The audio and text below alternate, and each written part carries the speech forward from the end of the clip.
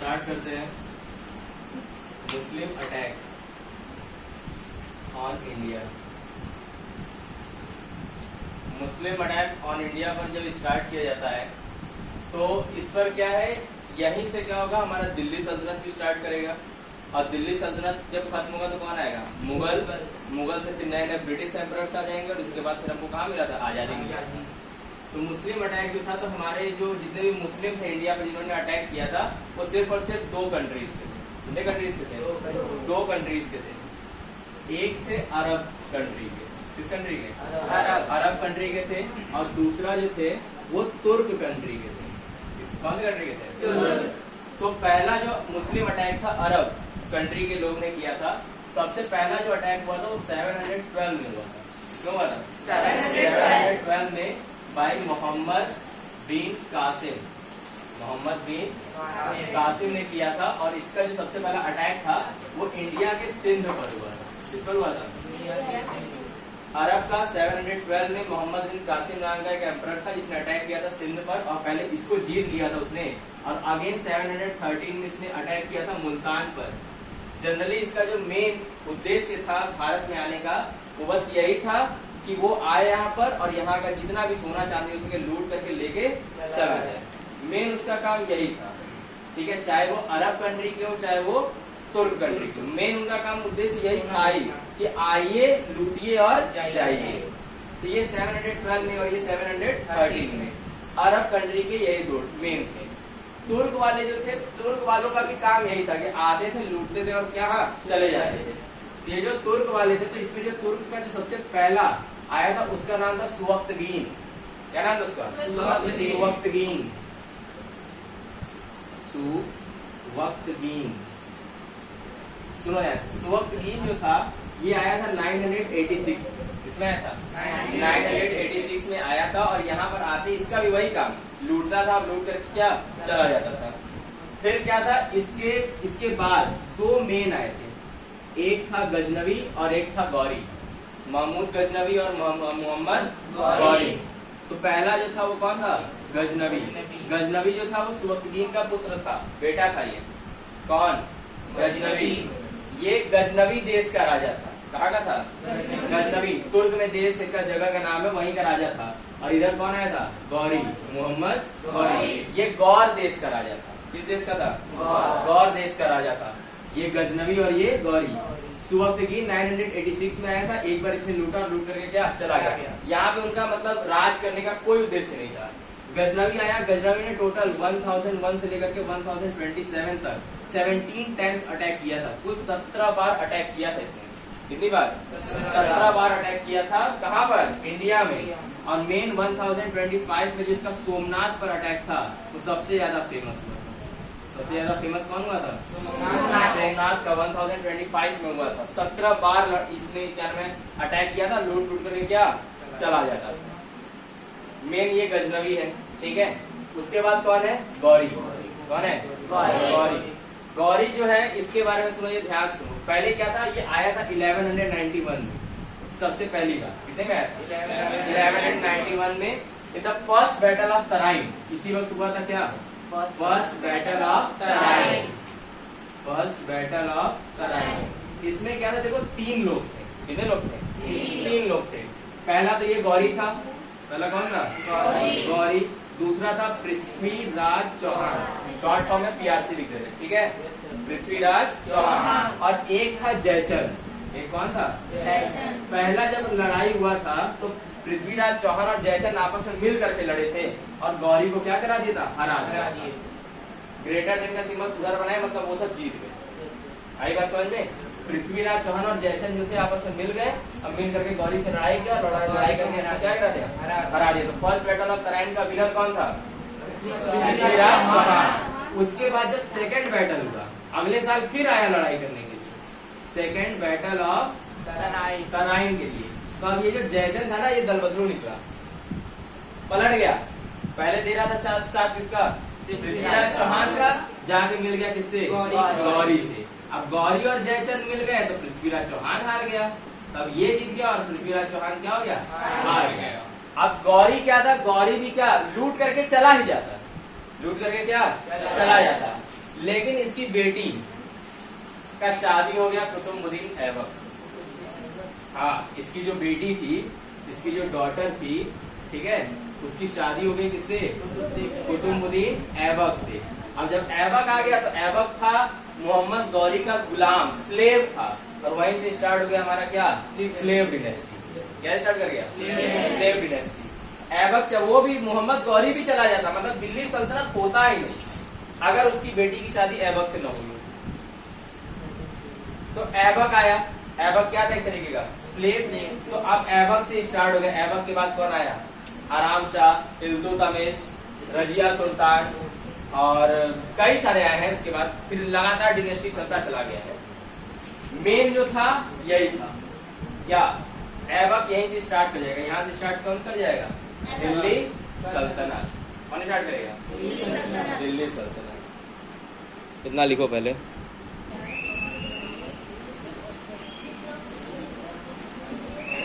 चलो देखो ध्यान से। अब बात कर रहे हैं किसके लिए? दिल्ली सल्तनत। देखिए ध्यान से, दिल्ली सल्तनत।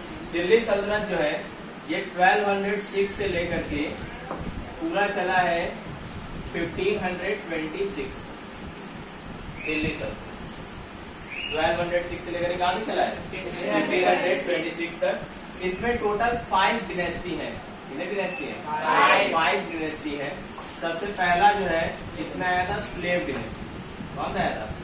Slave dynasty. गुलाम वंश। स्लेव का मतलब क्या होता है? गुलाम वंश था ये। स्लेव डिनेस्टी जो था ये 1206 से लेकर के 1290 तक चला। कहाँ तक चला था? 90 तक चला था। और इसके जो फाउंडर थे, अभी एक एक करके सब कुछ पढ़ते चले जाएंगे, फिलहाल बस ओवरऑल देखो एक बार। फाउंडर जो था, इसका मतलब किसने इसकी स्थापना की थी? वो था कुतुबुद्दीन ऐबक। कौन था? इसके बाद स्लेव डिनेस्टी के बाद जो नेक्स्ट डिनेस्टी आई थी वो कौन सी आई थी? खिलजी डिनेस्टी। कौन सी थी? खिलजी डिनेस्टी। ठीक है, खिलजी डिनेस्टी जो था इसका हिंदी में खिलजी बोलते हैं। हिंदी में खिलजी होता है, स्पेलिंग ए से है। स्पेलिंग में ये है, ऐसे हिंदी में क्या बोला जाता है? खिलजी नहीं बोलते हैं। खिलजी डिनेस्टी हिंदी बोलते हैं खिलजी वंश। ठीक है, ये जो डिनेस्टी था ये बहुत ज्यादा नहीं चला था। 1290 से लेकर के 1320 तक चला था। कहाँ चला था? 1290 से लेकर के 1320। इसका जो फाउंडर था कौन था? कौन था? इसका जो फाउंडर था वो था जलालुद्दीन खिलजी। जलालुद्दीन खिलजी। ठीक है, उसके बाद खिलजी डिनेस्टी के बाद जो नेक्स्ट डिनेस्टी आया था वो आया था तुगलक डिनेस्टी। कौन आया था? तुगलक डिनेस्टी। तुगलक डिनेस्टी जो था वो चला था 1320 से लेकर के, कहाँ से?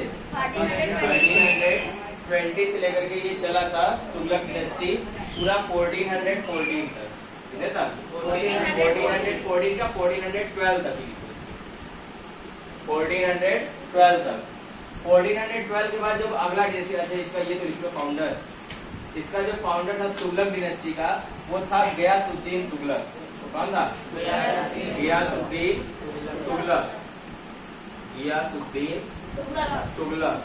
ठीक है, इसके बाद जो 4th डिनेस्टी था वो था सैयद डिनेस्टी। कौन था? सैयद डिनेस्टी। सैयद डिनेस्टी जो था ये 1414 से स्टार्ट हुआ है। अब सोच रहे हो कि यहाँ पे 2 साल का गैप क्यों है? 2 साल तक दिल्ली का जो तख्त था वो खाली था। 2 साल तक वहां पे कोई राजा नहीं था। ये 1414 से लेकर के ये था 1450 तक था। 1450 तक था। और इसका जो फाउंडर था उसका नाम था खिज्र खां। खिज्र खां इसका नाम था। और लास्ट जो था डिनेस्टी दिल्ली सल्तनत का वो था लोधी डिनेस्टी। कौन था? लोधी डिनेस्टी। ये जो डिनेस्टी था, लोधी वंश हिंदी में कहते हैं, ये 1450 से लेकर के 1526 तक चला था। आई बात समझ में। और इसका जो फाउंडर था वो था बहलोल लोदी। क्या था? हिंदी में और इंग्लिश में थोड़ा सा प्रोनाउंसिएशन में फर्क होता है। बहलोल लोदी। इसका लास्ट एम्परर इब्राहिम लोदी था और इसी को हरा करके, इब्राहिम लोदी को हरा करके first battle of Panipat Babar जो था वो एंटर कर गया था इंडिया में और तब वहां से मुगल एम्पायर स्टार्ट हो गया। तो ये पूरे 5 डिनेस्टीज हैं जो दिल्ली सल्तनत में स्टार्ट हो गए। एक करके एक डिनेस्टी पढ़ा जाएगा। लिखो इसको।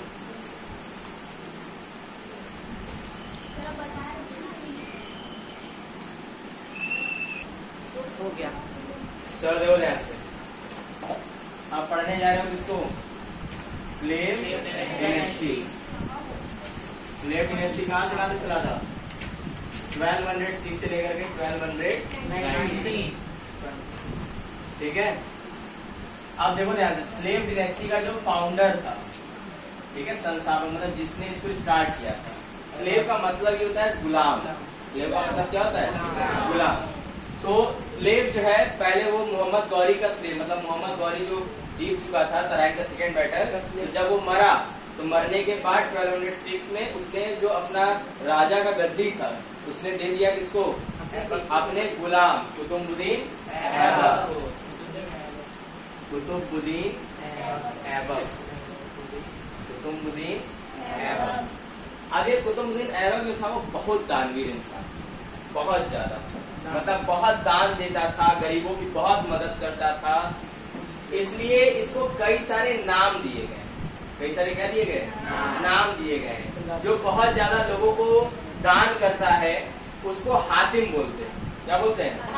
बहुत ज्यादा दान करने वाले। इस वजह से इसको जो सब नेम दिया गया था, उपनाम मतलब उपाधि जो दी गई थी, वो पहला नाम दिया गया जिसको क्या? हातिम।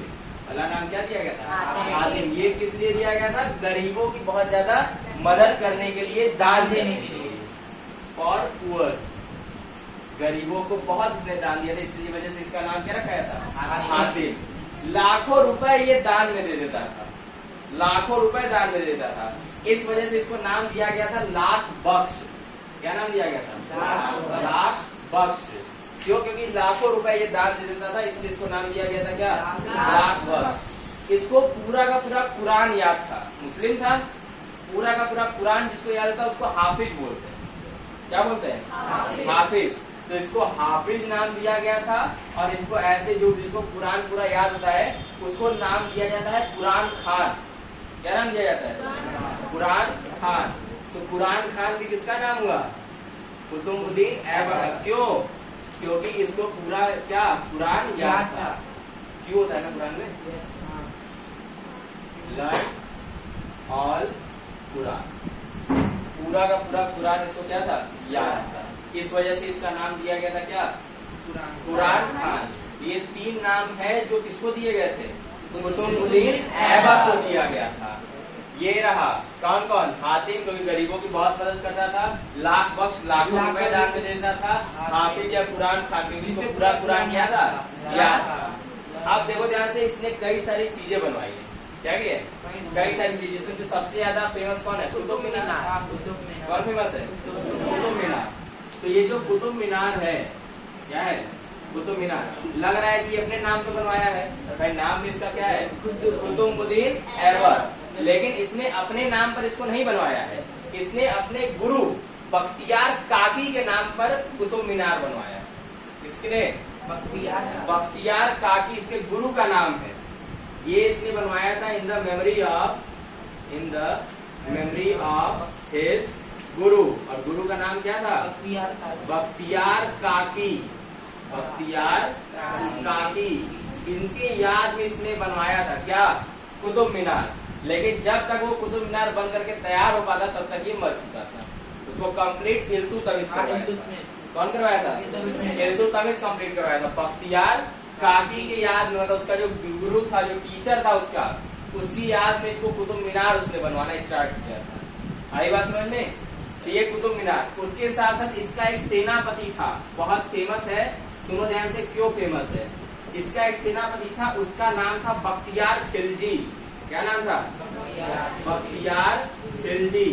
बख्तियार खिलजी जो था ये एक ऐसा सेनापति था जिसने पूरा का पूरा एक विश्वविद्यालय जला दिया था, पूरा एक यूनिवर्सिटी जो बहुत ज्यादा फेमस है, नालंदा यूनिवर्सिटी। नालंदा यूनिवर्सिटी बताया था ना, बिहार में जिसको जला दिया गया था, तो वो 6 महीने की 3 महीने तक जला था। इतनी सारी किताबें थी उसके अंदर कि बुझाया नहीं, जल्दी बुझ रहा था, तो उसको आग इसी ने लगाया था। कौन? बख्तियार खिलजी। इसने क्या किया था? Burn Nalanda university. Nalanda university, पूरा का पूरा यूनिवर्सिटी को ही आग लगा दिया था इसने, जो इस वक्त प्रेजेंट टाइम में कहाँ पर है? बिहार। कहाँ पर है? बिहार में। तो ये है कौन हमारा? कुतुबुद्दीन ऐबक। इसका एक और बहुत अच्छा चीज इसने बनवाया था, 2.5 दिन का झोपड़ा। 2.5 दिन का झोपड़ा, जो कि अजमेर में है। कहाँ है? अजमेर में। एक तरीके का ये मस्जिद है। ये क्या है? मस्जिद है, जिसको किसने बनवाया था? ऐबक ने। किसने बनवाया था? ऐबक ने ही बनवाया था। 2.5 दिन का झोपड़ा इसका इसके नाम दिया गया है क्योंकि इसको 2.5 दिन में बना के तैयार किया गया। कितने दिन में? 2.5 दिन में इसको बना करके तैयार किया गया था, इस वजह से इसका नाम क्या है? 2.5 दिन का झोपड़ा। उस वक्त क्या है, ये तो था। उसकी लिए बात, जब वो चौगन खेल रहा था, चौगन हॉर्स पोलो, चौगन उस वक्त का गेम होता था, मतलब घोड़े पे बैठ करके बॉल को मारना रहता था। हॉर्स पोलो, हॉर्स पोलो से गिरते गिरते मतलब खेल रहा था और उसी में गिरा और कई सारे जो घोड़े थे उसके ऊपर चढ़ गए थे, जिसकी वजह से उसका क्या हो गया था? डेथ हो गया था। While playing क्या? चौगन ही died। वो क्या हो गया? मर गया। कौन? कुतुबुद्दीन ऐबक मर गया था। और इसका जो मकबरा था, इसका क्या था?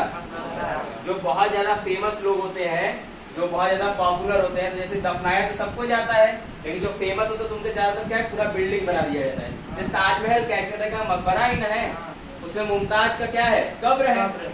मुमताज कौन? शाहजहां की पत्नी। मकबरा, इसका जो मकबरा है वो लाहौर में है। कहाँ पर है? लाहौर में है। तो इतनी बातें आपको जानकारी में होनी चाहिए किसके विषय में? कुतुबुद्दीन ऐबक। इसको लिखो।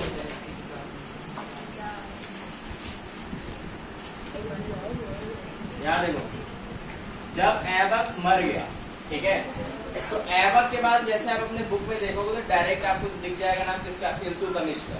इसका नाम दिख जाएगा।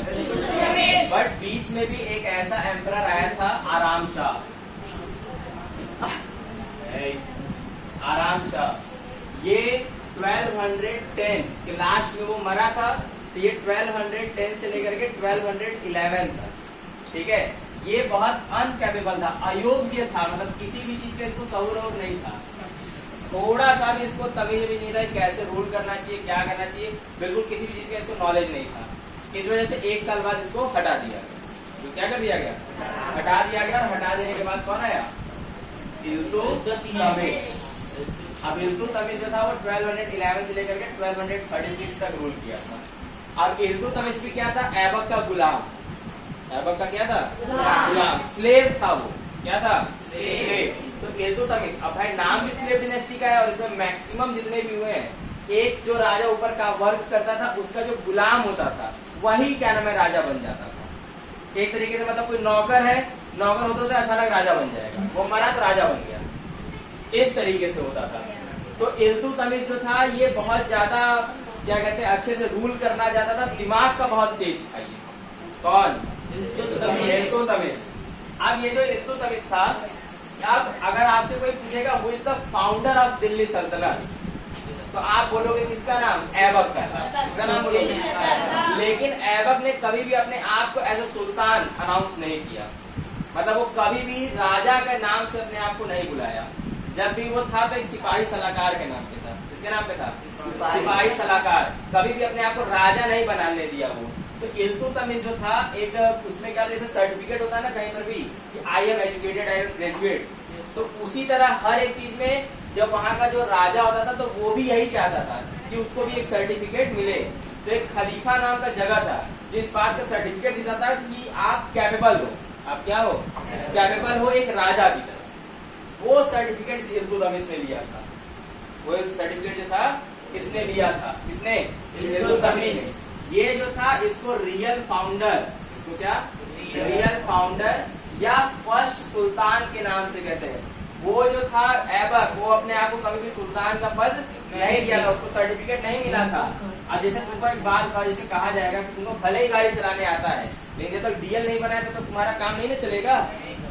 वो रूल किया लेकिन वही इलीगल, अभी वो लीगल नहीं था। लेकिन इल्तुतमिश क्या था, ड्राइविंग लाइसेंस बनवा लिया था, मतलब उसने पूरी तरीके से सर्टिफिकेट दे दिया था कि he is capable for ruling a Delhi सल्तनत। अब इल्तुतमिश जो था, इसी को रियल फाउंडर बोलते हैं। क्या बोलते हैं? Real founder. इसी को सुल्तान नाम दिया गया था। इसने कई सारी चीजें की दिल्ली सल्तनत में, कई सारी चीजें की हैं। जैसे इसने कई सारी क्वाइंस को इंट्रोड्यूस किया। किसको इंट्रोड्यूस किया? क्वाइंस को इंट्रोड्यूस किया। इसने दो तरीके के, कितने तरीके के? दो तरीके के क्वाइन को इंट्रोड्यूस किया। एक था सिल्वर क्वाइन, एक क्या था? सिल्वर कॉइन, और एक था कॉपर कॉइन। कौन सी क्या था? Copper coin. सिल्वर कॉइन जो था उसको नाम दिया गया था टाका। क्या नाम दिया गया था? टाका। और जो कॉपर कॉइन था इसको नाम दिया गया था उस समय में जीतल। क्या नाम दिया गया? जीतल। टाका और जीतल। नहीं, टाका, TANK।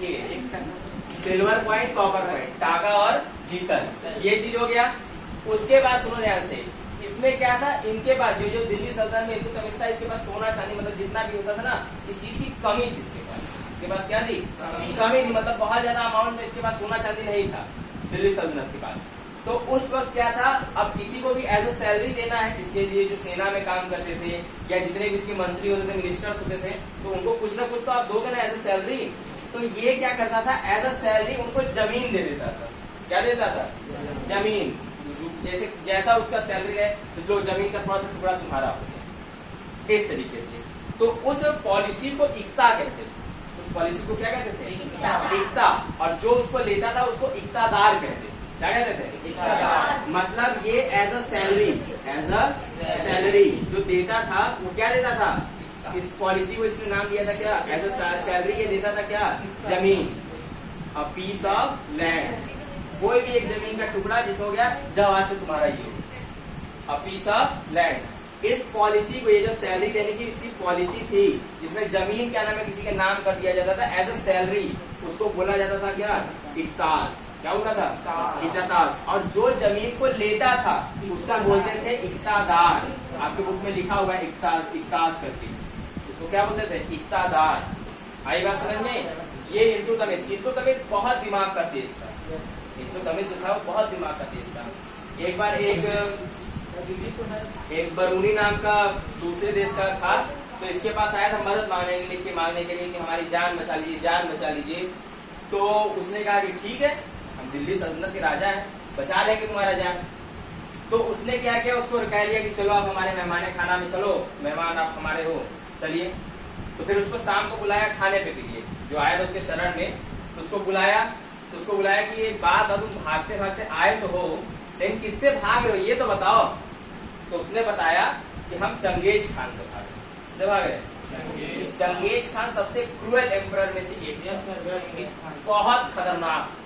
मतलब समझ लो जितना एशिया का पोर्शन था, साउथ एशिया का, पूरा उसे एकदम कांपता था। क्यों? क्योंकि उसको पता है, उसने अपने पूरे सेना में, पूरे आर्मी में ऑर्डर लगा दिया था कि जो जितना ज्यादा सर उड़ा के लाएगा, मतलब जो भाला होता है ना, तो उसमें सर एकदम जैसे धागे में पिरोया जाता है माला, वैसे आप जितना जो ज्यादा लेकर के आएगा उसको उतना बड़ा इनाम मिलेगा।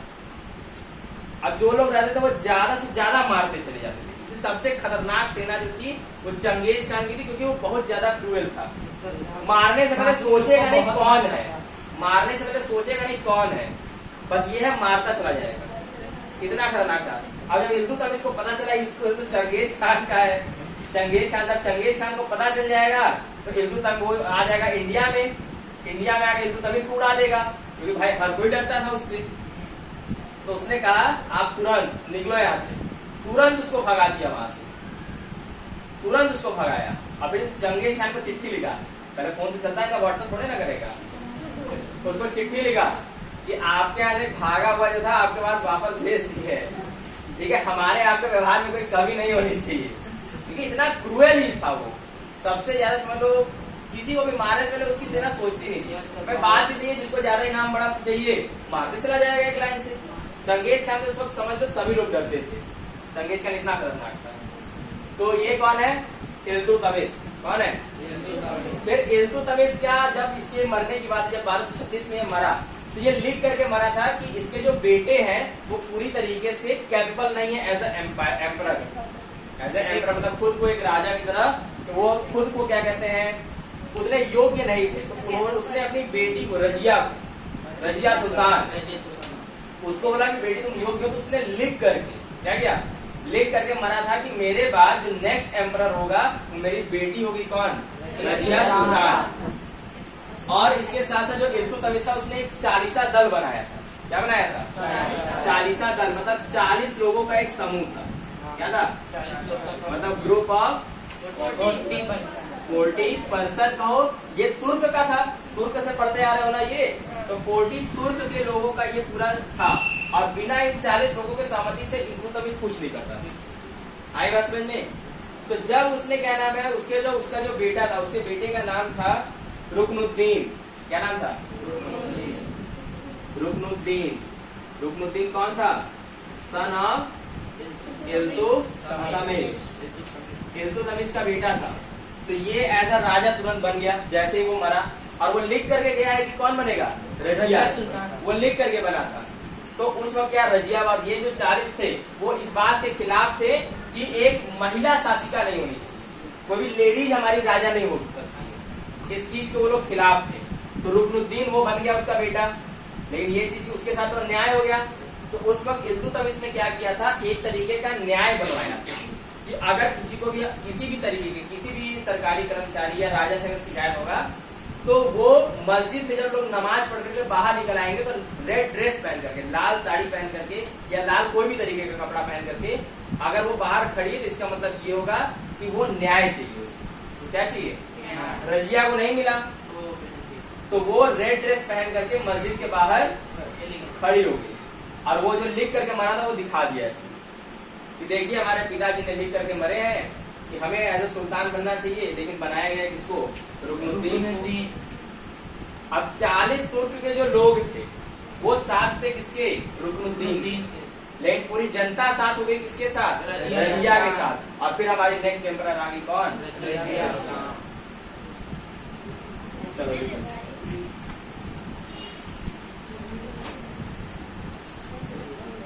हो गया। Third battle of Tarain. Third battle of Tarain जो था वो लड़ा था इल्तुतमिश से लड़ा था। अब एक तरफ लड़ा तो दूसरी तरफ भी तो कोई होना चाहिए ना, खुद से तो लड़ेगा नहीं। इल्तुतमिश था और दूसरा था यल्दौज। कौन था? वो जो मोहम्मद गौरी था। कौन? मोहम्मद गौरी। इसके लगभग 3 गुलाम थे। कितने गुलाम थे? 3। सॉरी, इल्तुतमिश गौरी के 3 जो गुलाम थे, एक था ऐबक, एक कुतुबुद्दीन ऐबक था, एक यल्दौज था और एक कुर्बान करके कुछ नाम था, इसका नाम था कुछ। वो अनकैपेबल था, मतलब बहुत ज्यादा योग्य नहीं था। ये अनकैपेबल था, तो ये कभी लड़ने भी नहीं आया। आई बात समझ में? मेन ऐबक था और एक कौन था? यल्दौज। गौरी मरा तो उसने अपनी बेटी की शादी ऐबक से की, इस वजह से पूरा सल्तनत दे दिया किसको? ऐबक को। तो ऐबक तो गुलाम था, तब तक तो यल्दौज खुश था कि चलो भाई ठीक है, एक गुलाम को ही मिला है। लेकिन जब ऐबक मरा तो ऐबक के बाद उसका गुलाम बन गया इल्तुतमिश। अब कह रहा है कि जब ये मरा तो हमको ना मिल जाना चाहिए राज। सर रुक कर अपने आप सही हो जाएगा। सही हो गया। चलो सुनो, ऐबक जो था और यल्दौज, ऐबक जब मरा तो उसके बाद नेक्स्ट एम्परर कौन आ गया था? इल्तुतमिश। कौन आ गया था? अब ये बात इसको बर्दाश्त नहीं हुआ, ये मेरे जगह पे क्यों आ गया? तब ये आ गया इससे किससे लड़ने के लिए 1215 में। कितने में? 1215 में कि ऐबक के बाद हमको राजा बन जाना चाहिए, लेकिन बना कौन? इल्तुतमिश। और इस जो ये जो लड़ाई हुआ था थर्ड बैटल ऑफ कौन? तराइन, इसमें इल्तुतमिश जो था वो जीत गया था। इससे यल्दौज से। आई बात समझ में?